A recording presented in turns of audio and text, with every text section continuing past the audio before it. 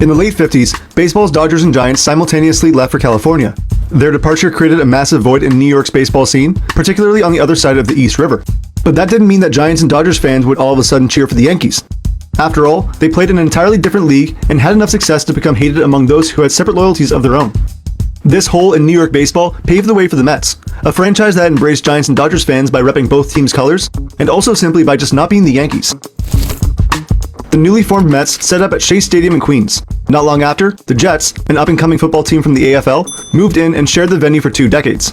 The two teams, both representing a break from the city's traditional sports powers, naturally became linked in fans' minds. Sharing the same home and arriving as fresh alternatives to the city's established franchises made them symbols of a new era in New York sports. For baseball fans disillusioned by the departure of the Giants and Dodgers, the Mets offered a fresh identity and an outlet to support anything but the Yankees. Meanwhile, the Jets captured the imagination of a younger, more spirited fan base, especially after Joe Namath famously led them to a Super Bowl victory in 1969. The New York Jets are the world champions! So over time, New York sports loyalties have split along familiar lines. The Yankees and Giants shared one side of the city, while the Mets and the Jets established themselves on the other. These divides shaped the city's fan culture. It blended legacy with fresh allegiances. Now bear in mind, this dynamic of sports fandom isn't entirely black and white. Some fans will support the Giants and Mets, others the Yankees and Jets. There's plenty of combinations to go around. That's the beauty of sports. Everyone chooses their own allegiance. So if you happen to be from that area, comment below which teams you're most loyal to. I'm curious to see some of the combinations.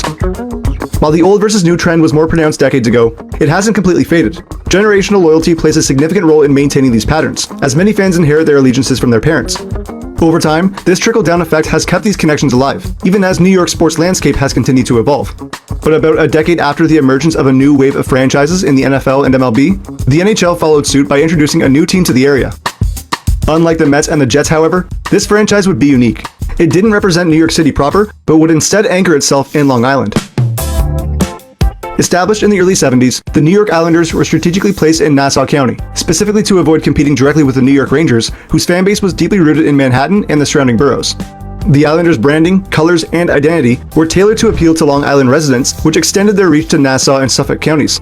This geographic distinction allowed the Islanders to carve out a fan base of their own, which was supported by a suburban population that was eager for a team.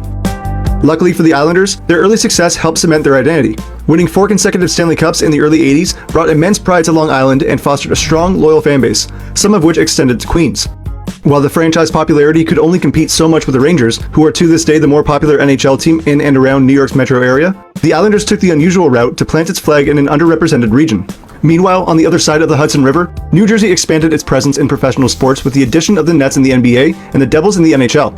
Both franchises established themselves firmly in North Jersey, a region that overlaps significantly with the New York City metro area. However, despite this geographical proximity, these teams primarily cultivated fan bases within New Jersey's borders, creating distinct and clearly defined territories that rarely overlap with the New York sports market.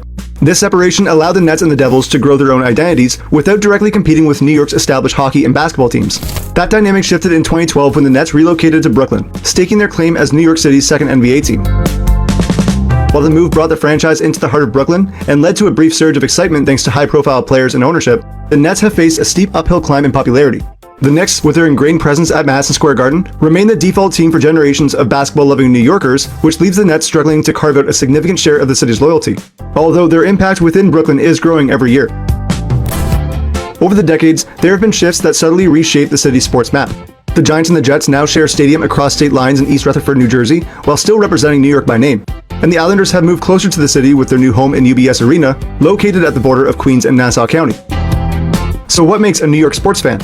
Is it where you live? The team your parents rooted for? Or maybe it's something more, a unique combination of history, culture, and personal identity that only exists in a city of this magnitude. New York's fandom isn't just about teams, it reflects the city's soul. Each franchise carries a cultural and psychological weight that often transcends borough lines, but not all the time. The Yankees represent a legacy of dominance, while the Mets embody reinvention. The Rangers might exude Manhattan's prestige, but the Islanders are Long Island's beating heart. But being a New York sports fan is also about the moments that unite the city. And it's hit deep to left center. This one has a chance. Home run! After 9/11, the Yankees and Mets provided more than entertainment. They became symbols of hope. Mike Piazza's unforgettable home run at Shea Stadium and the Yankees' near World Series win gave New Yorkers something to rally around during one of the city's darkest chapters.